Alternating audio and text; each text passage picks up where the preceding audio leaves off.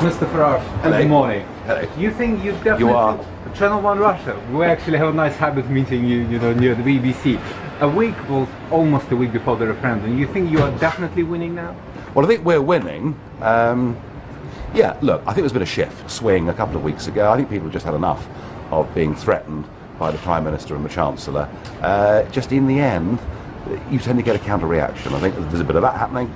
I think there's also a realisation that just for ordinary people, even getting an appointment with your doctor is now a 2-week wait for most people, because we have a population that's exploding by 500,000 people every year. So I think for those reasons, I mean, 11 days, there's still a long way to go, but I'm feeling more confident now than I have at any point in the campaign. Mr. Farage, what's your reaction to the Prime Minister's accusation that things like pensions, NHS funding and defence budgets will be at risk if we Brexit?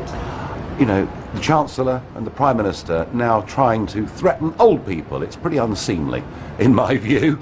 Look, you know, everything, Project Fear has now become Project Threat. People are increasingly just not believing it. The Prime Minister is trying to tell us that we get some enormous economic benefit being in the European Union. And I'm saying, actually, this is costing us a very great deal of money, inhibiting our ability to make our own trade deals on the world stage. We'd be better off out, have a bigger economy and more money to spend on pensions or whatever else. You don't accept that the economy will be damaged then by Brexit? Quite the reverse. I think membership of this club is costing us too much, it's over-regulating us and, crucially, preventing us from making our own deals across the emerging economies of the world. Let's get out of little Europe and rejoin the world. Mr. Cameron was citing the Institute of Fiscal Studies, who have forecast a £40 billion deficit by 2020 if we come out of Europe.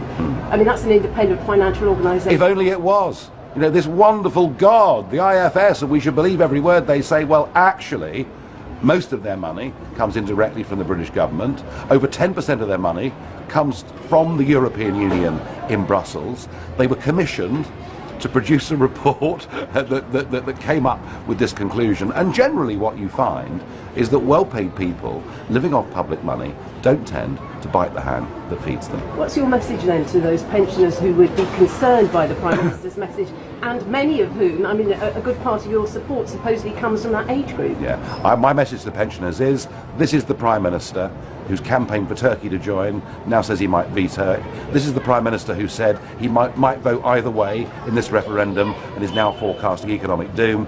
My advice to pensioners is, you cannot believe a single word this Prime Minister says. He is purely trying to bully you to save his own political career, and the truth of it is, you remember, if you're of pensionable age, when this country stood on its own 2 feet and traded with the world, and we'd be a better, healthier, more prosperous country if we did so.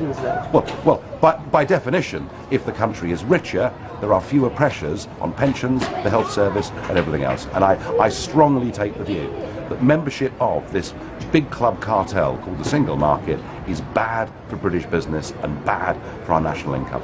Today's papers are saying that that it's panic in Downing Street, that it's panic, that it's, you know... Do you agree with that? Do you sense that I think that a year has given ago, up? I think a year ago, Cameron and the government thought they would easily win this referendum, and now they're realising they're a little bit behind perhaps in the opinion polls, and yeah, they're flapping.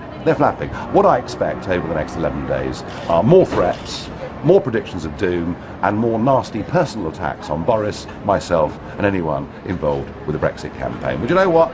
Let them do it, because actually people out there are seeing through it. All right, thank you guys.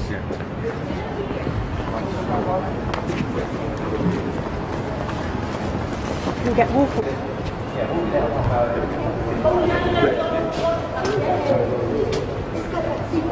All right, great stuff.